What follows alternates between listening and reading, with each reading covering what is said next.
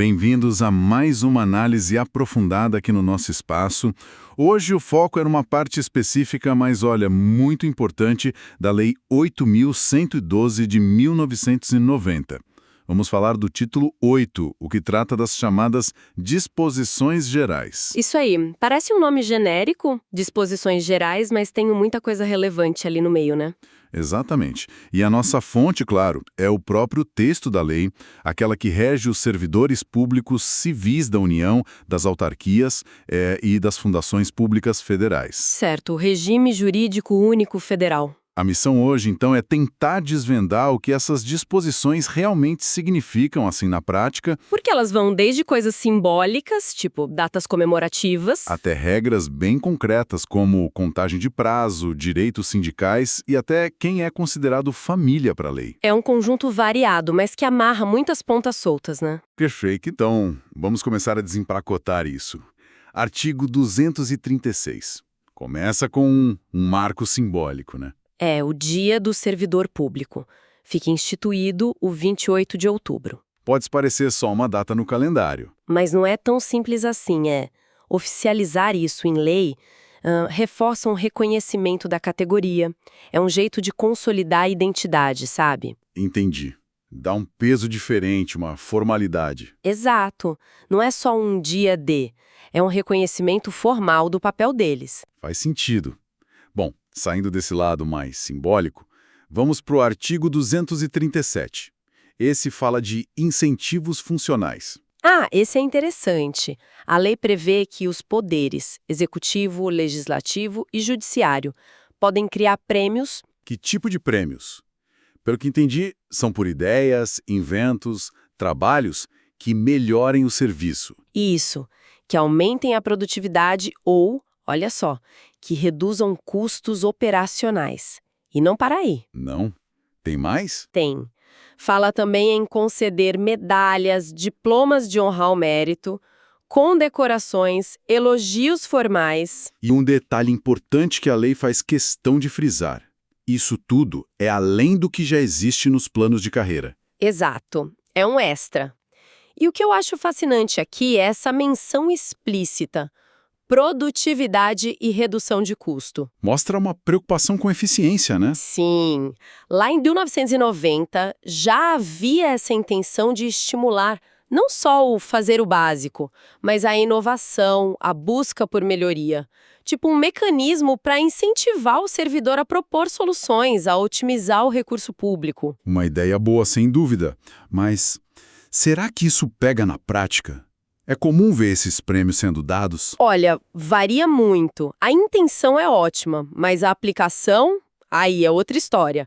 Precisa ter critério claro, transparente, para não virar só formalidade ou até... Fonte de problema, tipo favoritismo. Exatamente.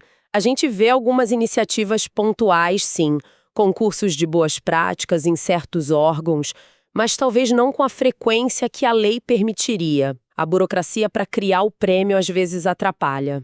Entendo. A previsão tá lá, mas a execução depende muito. É um convite à gestão para valorizar quem se destaca nesse sentido. Ok.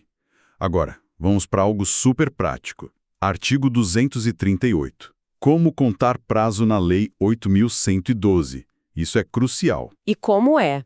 A regra geral: contagem em dias corridos. Corridos, quer dizer que conta sábado, domingo, feriado, tudo. Tudinho. Não para.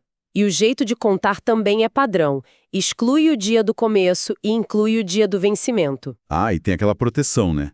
Se o último dia cair num dia sem expediente... Isso. Ou se o expediente acabar mais cedo, o prazo vai para o próximo dia útil. Garante que ninguém perca prazo por causa do funcionamento da repartição. Essa clareza é fundamental para a segurança jurídica, imagino. Totalmente. Imagina a confusão se cada prazo fosse contado de um jeito. Processo administrativo, recurso, licença. Tudo depende disso. Evita ambiguidade. Exato. Da previsibilidade. Tanto para o servidor, quanto para a administração. Todo mundo sabe como o relógio está correndo. É técnico, mas é a base do devido processo legal administrativo. E essa contagem em dias corridos é diferente de outras áreas? Tipo no judiciário? É sim, bem diferente. No processo civil, por exemplo, a regra hoje é dia útil. Ah, então na 8.112 os prazos acabam sendo mais apertados na prática. Geralmente sim, é uma característica específica desse regime aqui. Tem que ficar atento a isso. Bom ponto. Saindo dos prazos, vamos para o artigo 239. Liberdade de crença e convicção, um direito fundamental. E a lei traz isso de forma bem direta. Diz que nenhum servidor pode ser privado de direitos, sofrer discriminação ou se eximir de deveres por causa de crença religiosa, convicção filosófica ou política. Claríssimo.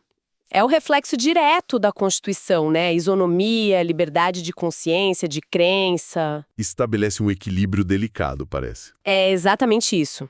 Por um lado, protege o servidor como indivíduo. Suas convicções pessoais não podem ser motivo para prejudicá-lo na carreira. A administração tem que ser neutra quanto a isso. E por outro lado, e isso é crucial, as convicções dele não são um escudo para ele deixar de fazer o trabalho dele.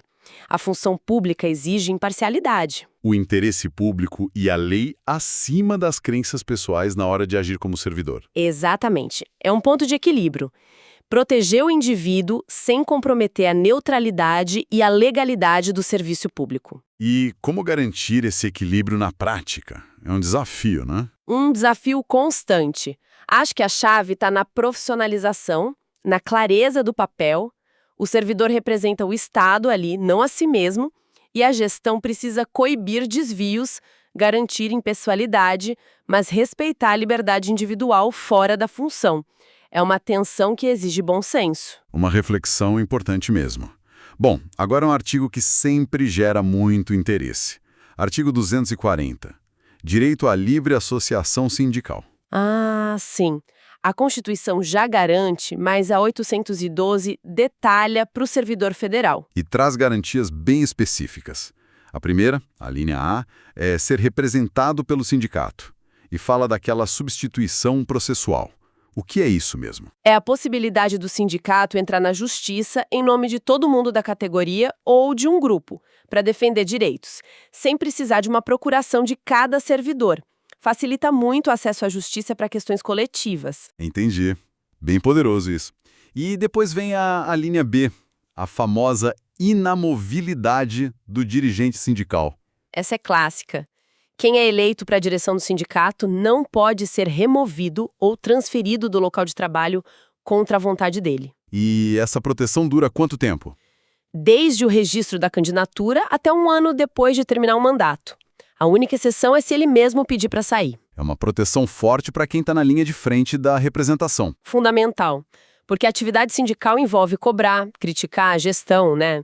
Sem essa proteção, o dirigente ficaria muito vulnerável a retaliações, transferência para longe. Perseguição mesmo. Exatamente, garante a liberdade para atuar. E tem a linha C, que é bem prática. O desconto da mensalidade sindical em folha. Isso. A administração é obrigada a fazer o desconto no contra-cheque de quem é filiado e repassar para o sindicato, e sem custo para o sindicato. Isso ajuda a manter a estrutura do sindicato funcionando, claro. É vital para a sustentabilidade financeira deles. Garante um fluxo de caixa para eles poderem ter assessoria, estrutura, organizar as coisas. E vale lembrar que tinha outras alíneas, D e E, mas foram revogados lá em 97, né? Isso, pela Lei 9.527. Tratavam de outros detalhes da representação que mudaram. Então, no geral, o artigo 240 dá as ferramentas concretas para o direito de sindicalização funcionar no setor público. Exatamente. Não só reconhece o direito, mas dá os meios. Representação em juízo, proteção para o dirigente e a base financeira, peças-chave. Mas essa inamovibilidade, ela é absoluta? Se o dirigente cometer uma falta grave, por exemplo. Não é um salvo-conduto. Ela protege contra a remoção arbitrária, por causa da atuação sindical. Se ele cometer uma falta funcional grave, comprovado em processo administrativo com direito de defesa, ele responde como qualquer outro servidor. Pode até ser demitido. A proteção é para o mandato, não para a pessoa fazer o que quiser. Isso, mas qualquer processo contra um dirigente sempre vai ser olhado com mais atenção para ver se não é perseguição disfarçada. Entendido. Proteção forte, mas com limites. Mudando um pouco o foco, ainda nessas definições importantes. Artigo 241. Quem é família para a Lei 8.112? Uma definição bem importante também. E até ampla. Começa com o básico, cônjuge e filhos. Mas vai além, né? Sim, inclui qualquer pessoa que viva às custas do servidor, que dependa financeiramente dele e que esteja lá no registro funcional dele, no assentamento individual. E o ponto que foi e ainda é super relevante, o parágrafo único. Ah, sim. A equiparação da companheira ou companheiro em união estável ao cônjuge, para todos os efeitos da lei. Isso em 1990, Exatamente, foi um passo grande, não? considerando o contexto da época. Enorme. A Constituição de 88 tinha acabado de reconhecer a união estável como família, mas isso ainda precisava descer para as leis específicas. A 811 foi uma das primeiras leis grandes a fazer isso de forma tão clara. Mostra uma sintonia com as mudanças sociais sobre família, né? Totalmente. Foi bem progressista nesse ponto para a época. Alinhou a legislação do servidor com a nova visão constitucional e social. E qual o impacto prático dessa equiparação? É direto em vários benefícios e licenças. Por exemplo, a licença para cuidar de familiar doente, que está lá no artigo 83, vale para o companheiro ou companheira também. Faz sentido. E pensão por morte. Também, artigo 217, o companheiro ou companheira que comprovar união estável tem direito, assim como o cônjuge. Vários auxílios e licenças acabam incluindo quem está em união estável por causa dessa equiparação. Garante isonomia. Realmente, faz toda a diferença na vida das pessoas. E para fechar o título 8, o artigo 242 define sede. Parece simples. E a definição é simples mesmo. Sede é o município onde fica a repartição do servidor, onde ele trabalha permanentemente. Só isso. Município da repartição? Basicamente, sim.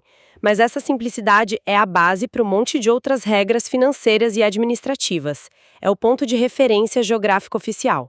Tipo o quê, por exemplo? Por exemplo, a ajuda de custo para mudança que a gente já comentou em outras análises, ela só acontece se houver mudança de sede, ou seja, mudança do município da repartição no interesse do serviço. Ah, entendi. Não é só mudar de casa dentro da mesma cidade. Não. E as diárias também. Aquelas para cobrir despesa de viagem a serviço, elas são pagas quando o servidor se afasta da sede. A distância, a necessidade de dormir fora, tudo parte dessa definição do 242. Então, sem essa definição clara, ia ser uma confusão para aplicar essas regras de ajuda de custo, diárias. Exatamente. Poderia gerar muita interpretação diferente, muito litígio. Ter essa definição única e objetiva, município da instalação permanente da repartição, uniformiza tudo na administração federal. Traz clareza para situações de deslocamento que são super comuns. Perfeito. Com isso, então, fechamos nosso olhar sobre o título 8 da Lei 8.112. Foi uma boa passada, né? Desde o dia do servidor, os incentivos. As regras de prazo, a liberdade de crença, os direitos sindicais importantíssimos. Até as definições de família, com a união estável, e essa definição de sede. São disposições gerais, mas, como a gente viu, com um impacto bem concreto no dia a dia. Uma coisa que fica para pensar, talvez, é como essas disposições gerais funcionam meio como um espelho, sabe? Espelho de quê? Da sociedade e do Estado. Elas refletem princípios maiores da Constituição, igualdade, liberdade religiosa, de associação, e também absorvem mudanças sociais, como foi com a união estável lá atrás. Traduzem esses valores para a prática da administração. Exato.